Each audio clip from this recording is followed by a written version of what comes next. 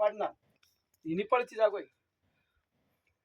बघा आज आलो आपण मार्तंड पर्वतावर मार्तंड ऋषींच्या दर्शनासाठी.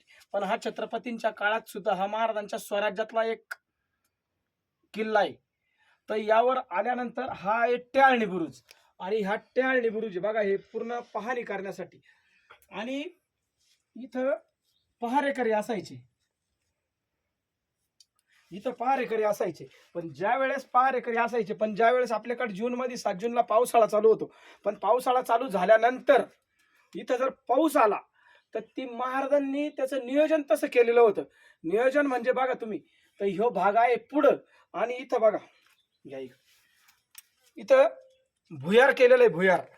तर जे पहारेकरी असायचे पावसाळ्यामध्ये त्यांना राहण्यासाठी, पाऊस जर आला तर इथं भुयारामध्ये त्यांना राहण्याची सोय केलेली होती. इथं हे एक भुयार आहे, आणि इकडे दुसरं एक भुयार आहे.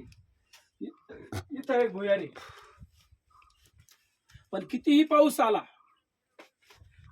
पाऊस आला तर पावसाचं पाणी जेणेकरून ह्या भुयारामध्ये जाणार नाही, तसं महाराजांनी त्यावेळेस नियोजनच केलेलं होतं.